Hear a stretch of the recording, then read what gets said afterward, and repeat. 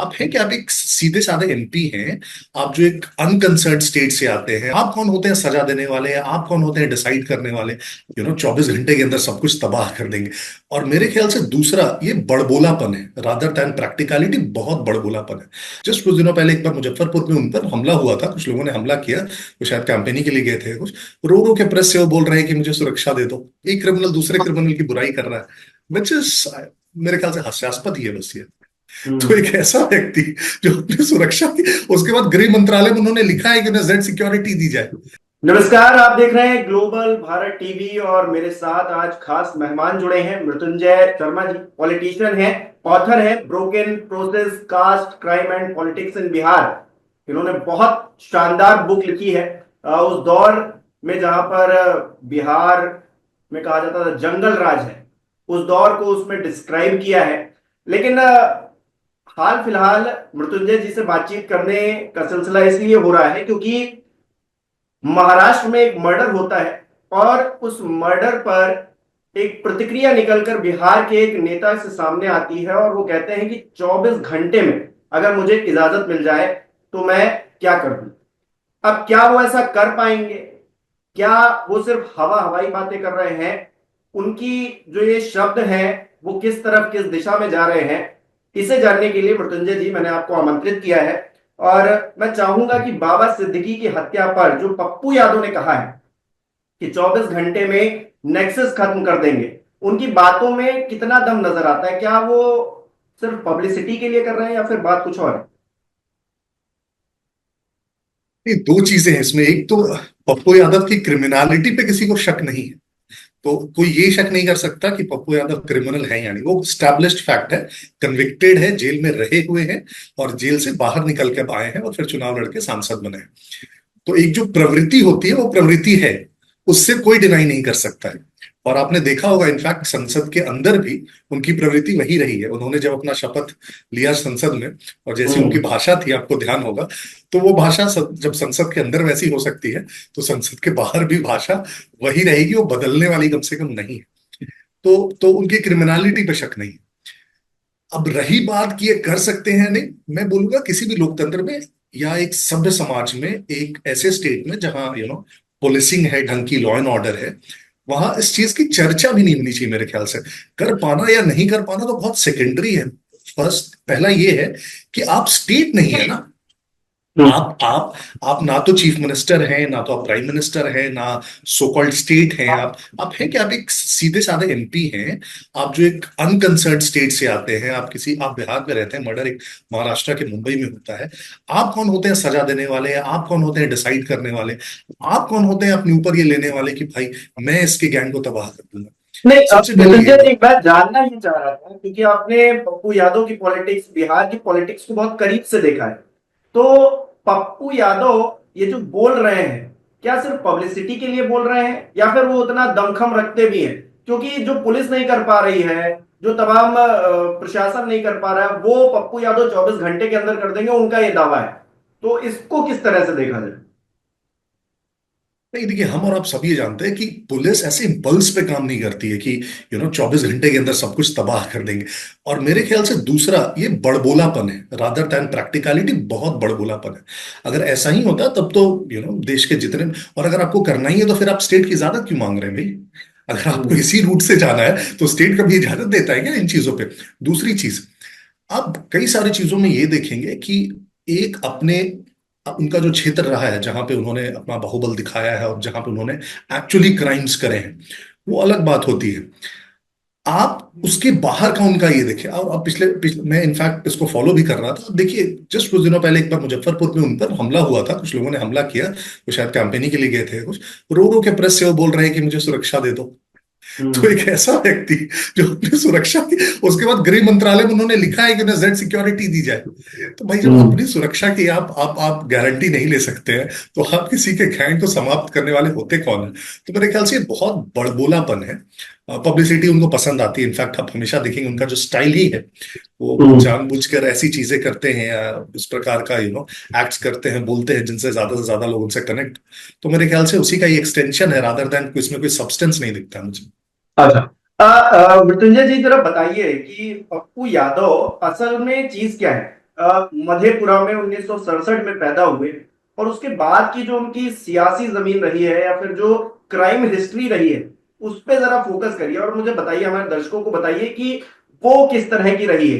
पप्पू यादव को किस तरह से देखा जाए आज की डेट में? वो जब संसद में कहते हैं कि मैं किसी के आधार पे नहीं हूं, अपने अपने दमखम पे एमपी बना हूं, इतने बार बन चुका हूं, जब वो ये ठसक दिखाते हैं तो उसके पीछे क्या वो क्राइम हिस्ट्री भी जिम्मेदार होती है?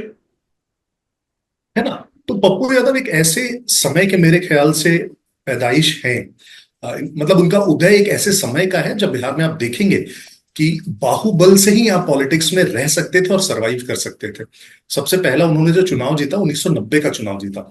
1990 का चुनाव बहुत ही ऐतिहासिक था बिहार में, क्योंकि एक पहली बार वहां पे जनता दल की सरकार आती है। कांग्रेस के 10 वर्षों का शासन खत्म होता है। 1990 के चुनाव में 30 इंडिपेंडेंट विधायक चुन के आते हैं, जो अभी तक का हाईएस्ट एवर है। और ये सारे इंडिपेंडेंट विधायक जब आप देखेंगे, ये अपने अपने क्षेत्र के बाहुबली ही होते हैं। तो इनफैक्ट इलेक्शन लड़ने के लिए भी सबसे प्राइमा फेसी आपको एलिजिबिलिटी होती थी, वो होती थी कि भाई बाहुबली होना चाहिए, नहीं तो अपनी इतनी हिम्मत नहीं होगी कि जाके आप पर्चा भी दाखिल कर सके। तो उस समय का उनका उदय है। और उनका उदय भी इसी कारण से हो पाया क्योंकि वो क्रिमिनल बैकग्राउंड था।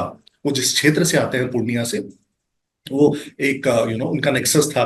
इनफैक्ट मैंने बहुत जगहों पे रिसर्च में पाया है, और ये ऑलमोस्ट वेरीफाइड है, कि उनकी जो शुरुआत होती पूरे क्राइम से, वो वो मूवी टिकट बेचा करते थे वो, ब्लैक में।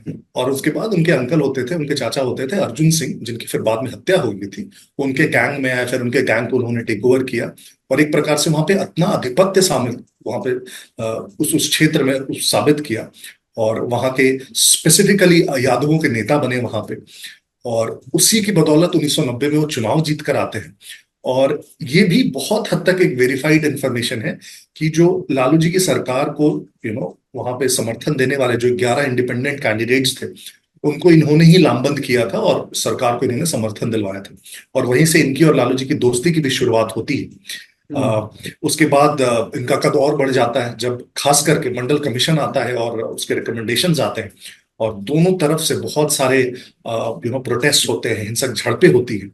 तो पप्पू यादव फिर जो प्रो मंडल फोर्सेस हैं उसको लीड करते हैं अपने क्षेत्र में, पटना में लीड करते हैं, बहुत बड़े बड़े सम्मेलन कराते हैं, और एक प्रकार से वो पिछड़ों के नेता के तौर पर और लालू के दाएं हाथ के तौर पर उभर कर आते हैं। और अब देखेंगे जो पूरा 90 का दशक है, उसमें जितने भी सबसे फेमस क्रिमिनल पॉलिटिशियंस हुए और जो लालू के सबसे करीबी हुए, चाहे वो शहाबुद्दीन हुए, चाहे वो तस्लीमुद्दीन हुए, उसमें पप्पू यादव भी एक नाम आते थे, कि वो वन ऑफ द क्लोजेस्ट है। और उसी का फिर परिणाम है कि आप देखेंगे 90 के दशक में कई सारे ऐसे क्राइम हुए जिसमें इनका नाम बहुत ज्यादा बढ़ चढ़ के आया। और फाइनली जो कहते हैं कि हर अति का अंत होता है, तो 1998 में अजित सरकार की हत्या हुई, जो एक बहुत बड़े कम्युनिस्ट लीडर उस क्षेत्र से आते थे, बहुत रिस्पेक्टेड कम्युनिस्ट लीडर थे। उनकी सरेआम हत्या कर दी जाती है। उसमें पप्पू यादव का नाम सबसे प्रोमिनेंस से आता है। बाद में वो कन्विक्ट भी होते हैं उसको लेकर। और उस हत्या से मुझे लगता है फिर उनकी थोड़ा सा पतन शुरू होता है।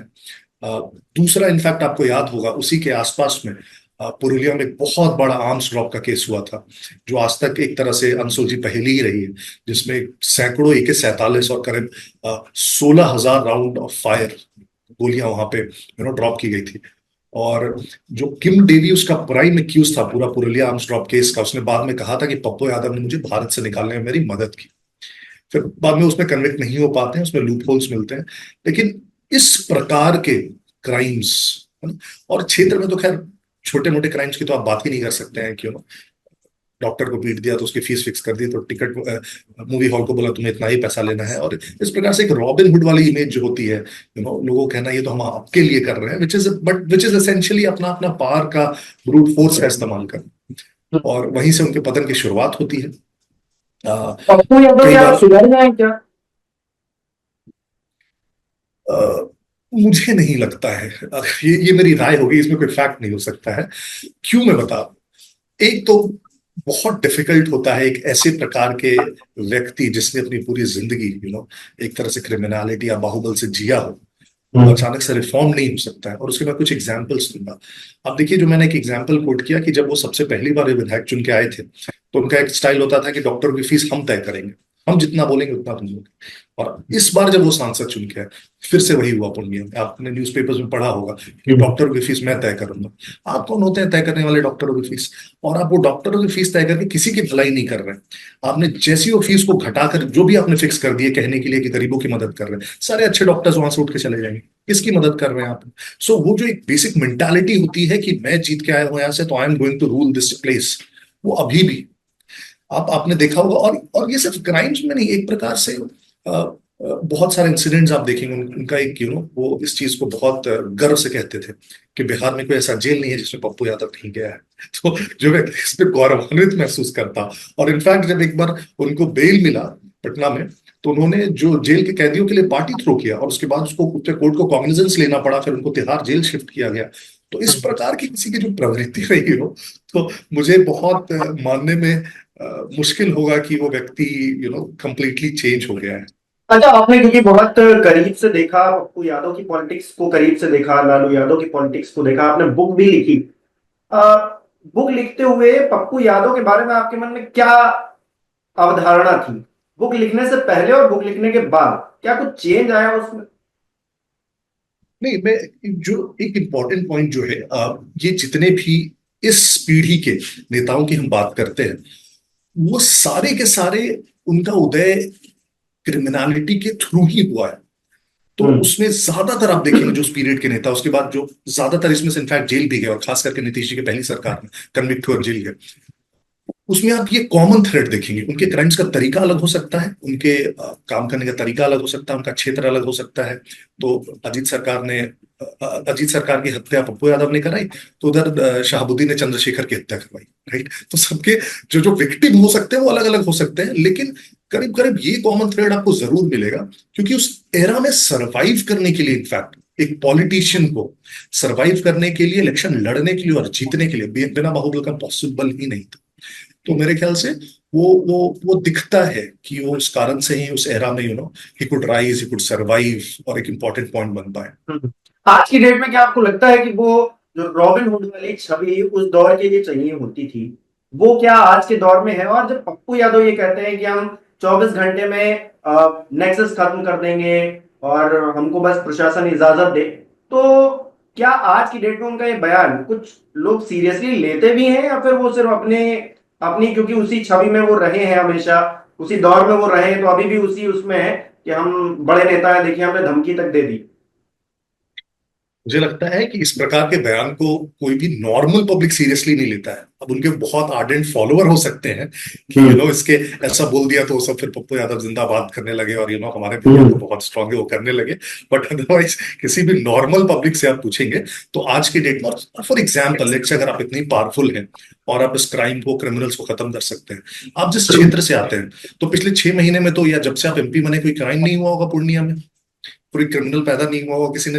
और इनफैक्ट यार, क्राइम खत्म करने की बात कौन कर रहा है? आप अभी एमपी जीत के अभी तो 1-2 महीने पहले एक न्यूज आइटम आया जिसमें इन्होंने फर्नीचर व्यापारी से पूर्णिया में रंगदारी मांगी है 1.25 करोड़ की। तो लुक एट दी आयरनी। यार, आप लेवी वसूल करते हैं, आप धमकी देते हैं, आप डॉक्टर्स की फीस डिक्टेट करते हैं, और आप कहते हैं कि मैं क्रिमिनल्स को खत्म करूंगा। एक क्रिमिनल दूसरे क्रिमिनल की बुराई कर रहा है, which is, मेरे ख्याल से हास्यास्पद ही है बस ये।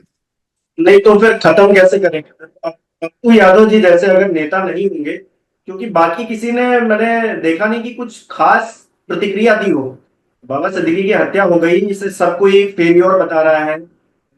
जिस तरह से कानून व्यवस्था है उसको लेकर इलेक्शंस भी होने हैं, क्योंकि तो और भी राजनीति आती है। लेकिन पप्पू यादव जिस तरह के तेवर दिखा रहे हैं, वो लोगों को बड़ा आश्चर्यचकित करना है।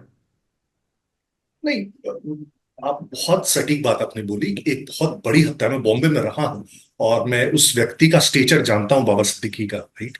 और मुझे पता है कि ये बहुत बड़ी हत्या है, और मुझे ये भी पता है कि जो वहां का स्टेट है इसको बहुत सीरियसली ले रहा होगा, केंद्र इसको बहुत सीरियसली ले रहा होगा। हम और आप शायद उस इंफॉर्मेशन का प्रिवी भी नहीं होंगे कि क्या क्या चल भी रहा है पीछे। और मेरे ख्याल से जिसने भी, जो बहुत ऑब्वियस है इनफैक्ट, जो गैंग जिसने भी ये किया है, उसको शायद जितनी जल्दी से जल्दी सजा मिले सबको खुशी होगी। बट मेरे ख्याल से फिर से स्टेट का रोल कोई व्यक्ति नहीं अज्यूम कर सकता है। ये नहीं कह सकता है कि और आप किसी भी हालत में नहीं कर सकते। You are no player, you have no role to play in that. आप ना स्टेट से आते हैं, ना के एडमिनिस्ट्रेशन से आते हैं, ना वहाँ के इलेक्टेड रिप्रेजेंटेटिव हैं। तो ये बस बड़बोलापन है। आप जहाँ पे रहते हैं पहले कि वहाँ की कानून व्यवस्था देखिए, वहाँ की चीजों को ये देखिए, बड़ा और सबसे हास्यास्पद है पहले ये बड़ा हास्यास्पद है कि अजीत गुट ने जितनी प्रतिक्रिया तीखी नहीं दी, उससे ज्यादा तीखी प्रतिक्रिया पप्पू यादव दे रहे हैं, जबकि वो उन्हीं की पार्टी में सी थे। क्या होता है ना, क्या होता है, देखिए कि जो भी इन्वॉल्व पार्टीज होते हैं, जिनके ऊपर रिस्पॉन्सिबिलिटी है, उनके जो भी स्टेटमेंट्स होंगे बहुत मेजर्ड होंगे, क्योंकि उस पे उनको खरा उतरना है। अब हम्म। अजीत अजीत गुट में से जितने भी नेता होंगे, उन्होंने जो भी स्टेटमेंट्स दिए होंगे मेजर्ड होंगे, क्योंकि जनता 2 दिन बाद पूछेगी कि तुमने ये बोला था क्या हो। पप्पू सरकार से तो कोई पूछने नहीं जा रहा है। वो तो बोल देंगे मुझे सरकार ने इजाजत नहीं दी इसलिए मैंने उसको खत्म नहीं किया। तो कुछ भी बोल सकते हैं, तो इसीलिए ये नो रिस्पॉन्सिबिलिटी, और कुछ भी बोल के निकल सकते हैं। चलिए, मृत्युंजय जी, बहुत बहुत शुक्रिया आपका तमाम बातचीत के लिए, पप्पू यादव के बारे में इंफॉर्मेशन आपने जो दी उसके लिए, और आपने समय निकाला, बहुत बहुत धन्यवाद। बहुत बहुत धन्यवाद आपका, थैंक यू।